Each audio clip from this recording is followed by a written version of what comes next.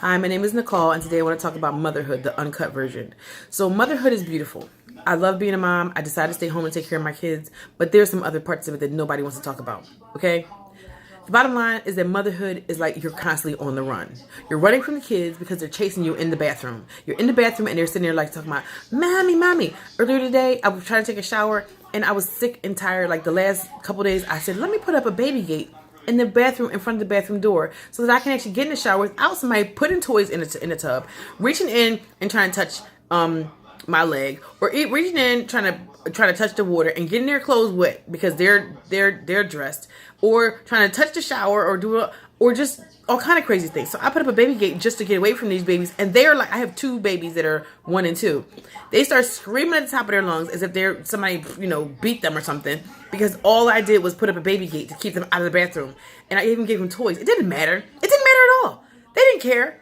All they wanted to know was that you're right here and I can harass you the way that I want to. And I'm like, no, leave me alone. Give me 5 minutes to shower without you people bothering me. They don't care. They don't want to hear about it. So then, motherhood. You're in the car and they're fighting over nothing. You don't even know what they're fighting about. At some point, you just block them out because they're screaming and hollering and somebody's hitting each other. And at some point, you just say, it turns into white noise. Unless somebody screams your name, unless somebody says, Mommy, you just let it ride. Like you just stop caring. You're like, I don't see blood. Nobody is hurt. And they're screaming and somebody's hitting each other and they're both pummeling each other in the backseat of the car. How do you even pummel each other in the backseat of the car when you should be having a seatbelt on? How does it happen? Okay? How does it happen? And how should I punish you once you finally decide that you're going to tell me if somebody calls Mommy and I have to figure out who did what? How do I now decide and make a decision about who gets punished? I don't know who started it. I don't know what's happening. I really don't care because I'm just trying to get to where I'm trying to get to because I'm in the car and I'm listening to something else. I'm trying to focus on what I'm doing. I'm trying to get to where I'm going to. And I have other things to do. So who has time to figure out what the punishment should be? So we're just going to punish everybody, or we're going to punish one person, or we're going to figure it out. It's like you're a court, just your Supreme Court. You're the Supreme Court for the house, for the kids, for things you don't even understand what happened. The kids, the baby. I've got a 1-year-old. I have never had my house scribbled on so much. There are little arts drawings with markers, crayons, pencils. Where did she even get them? I took all the pencils away. I took all the pens away. I put them all in these little containers. They're all like in these nice little totes so that my house can be organized, because it's really not. That's another thing. The house is never really organized. And I was told by another mother, don't be ready for your house to be ready to be organized until they're 7. She said 7 or 13. But I'm like, 7? What the? Like, I have babies. I'm supposed to wait like 14 years for my house to finally look like something that's normal? Apparently, that's what I was told by one person. So, anyway, back to, so like this little girl is walking around my house, scribbling on things, finding pens, pencils, and markers where she shouldn't even have markers. I don't even know where she gets them. And she's the only person in the house can find a fully sharpened pencil. When it's homework time for my other kids, do we have a sharpened pencil? No, we can't find a pencil. We gotta sharpen it and use the sharpeners that never work. Does any other mother know what I'm talking about? I had electric sharpener somebody gave me. That worked for about a month, then it was done. Actually, never really worked fully, but it did work a little bit. And then you put these other pencil sharpeners that don't really work. They just work, and then the pencil sharpener blade, the pencil point is constantly coming off. Maybe I'm getting the wrong kind of pencil sharpener. Somebody help me out. Let me know. But, this little baby finds the sharpened pencils and the crayons and the markers, and she makes those scribbles everywhere, all over the house. I'm walking up the steps like, where did all this come from? I didn't even see this. On the refrigerator, I had a refrigerator for how many years before this child existed? And what now? There's little marker spots on my fridge. I don't know. That's motherhood. And getting into the bathroom and sitting in the bathroom and trying to sit there while you don't get harassed and running off. There's a lot of running involved in motherhood. Yes. Oh, yes, you're going to get some good stuff today. So I run. And I mean, you can't really run because if you run, then they'll hear you. And then you have to actually walk away so that they slowly and almost tiptoe into another bathroom so they don't see you or hear you. Because if they see you or hear you, then they're going to follow you to the next room. But if they don't see you or hear you, then you can actually get away and actually have about 5 minutes of peace to yourself, because that's all you really wanted. Before they start knocking on the door and one of the babies starts to scream, ah, bloody murder. Or one of the older ones comes over to you and is like, Mommy, what are you doing? Or trying to ask you some question. Or, here's another good one. Nighttime. It's time for bed. Everybody's done, ready to go to bed. What happens? Everybody's asking you. They come downstairs like 50 times. Mommy, I wanted to give you a kiss and a hug. Okay, kiss number one. Then the next kid comes in. Oh, I want to give you a kiss and a hug.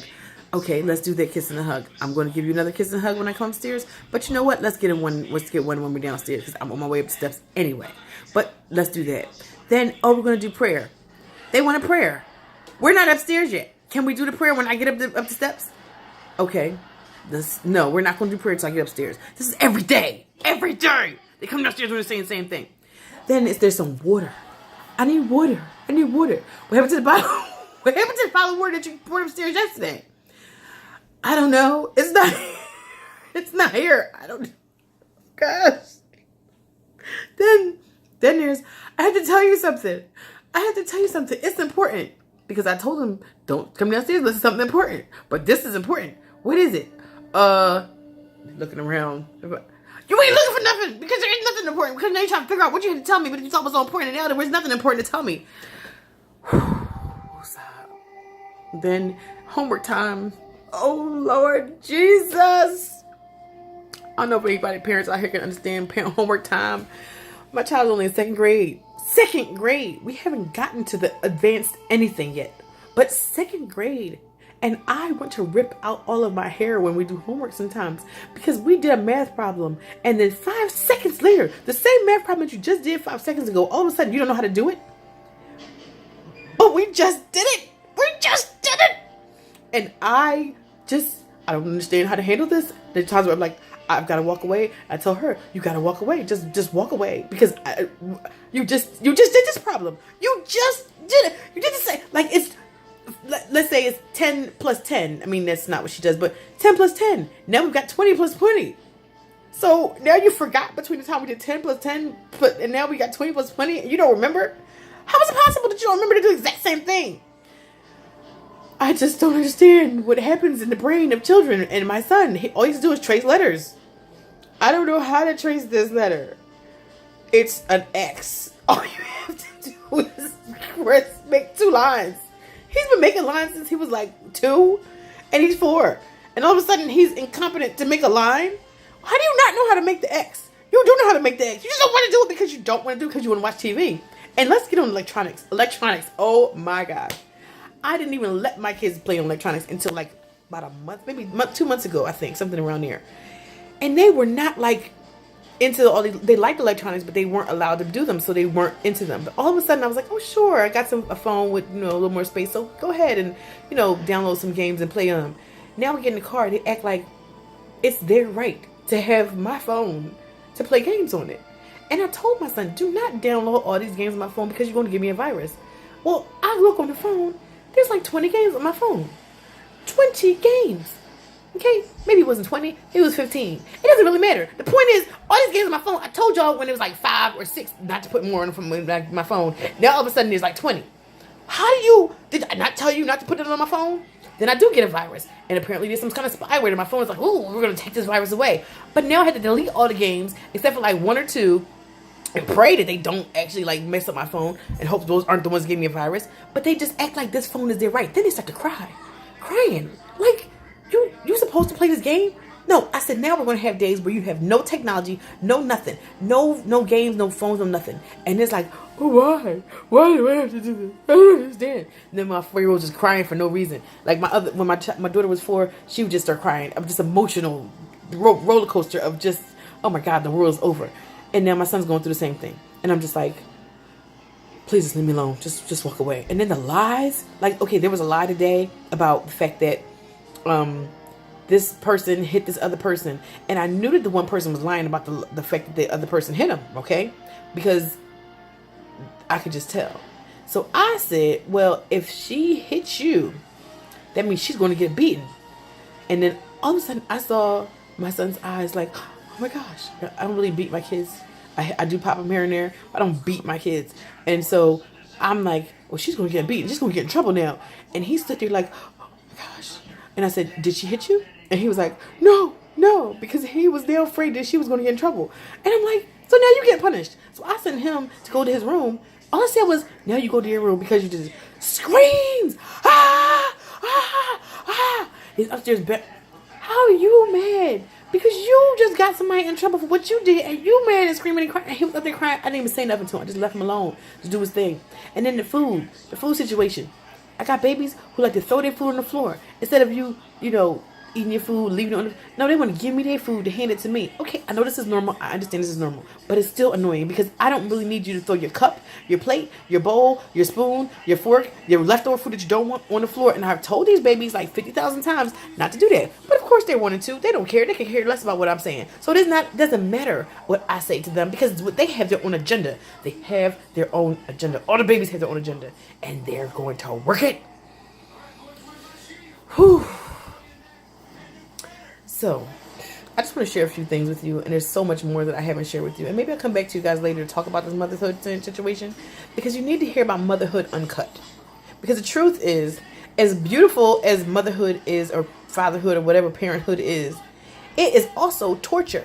It's like you're being beaten and brutalized in your own home sometimes because they are winning. Especially when there's more of them than you, they take you down.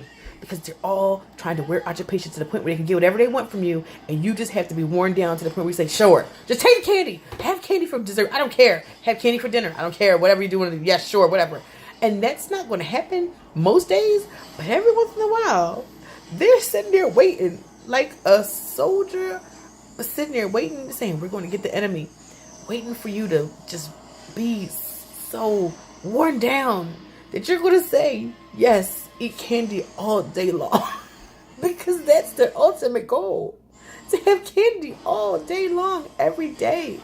And your goal is to make sure they have teeth to continue on into the future. They don't care. They don't want to hear about that. They just want to know, why did we have dessert today? And I'm like, dessert is not dessert is not something that you're just like handed to you. Like you're obligated to have dessert every day. You're not going to get dessert every day. So there's going to be a no where you hear no candy, no dessert, no juice. There's some days where you're not going to get all those things. You're just going to get water, and you're just going to get milk, and you're just going to get a piece of fruit or whatever it might be. So that's not acceptable to them. But that's what you got to do as a parent. You got to say no.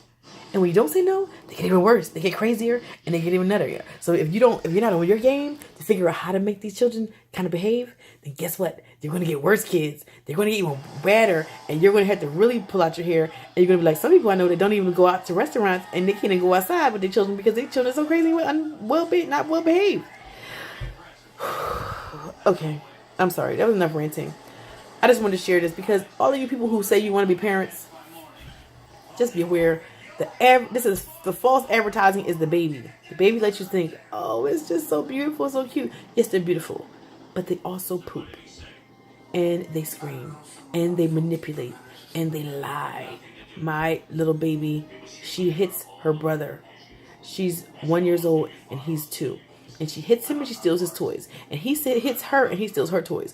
And I don't know who stole whose toys, but I do know that at some point they all get angry and act as if they're entitled to the toys that the other one had. So they fight the other one. And I don't know who I should be fighting for because I don't know whose toy it was originally. So I'm sorry. I just went on a whole nother rampage to talk about this. But my point is that there's an uncut part of motherhood. And I will come back to you guys to talk about this sometimes because it is really a lot of work. If you don't know if you want kids, don't have them, because it is work when you love them and when you want them and when you have desired them. It is work. But if you don't know if you want kids, make sure you know what you know. Know that you know that you want them.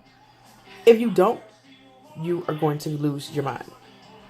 So I hope this is a good public service announcement for somebody out there who either wants children or doesn't want children, so that you can know what the truth is and not be sold by these lies that people tell you about this parenting beautifulness. It is beautiful, but it's also torture in the same minute. Thank you. Bye.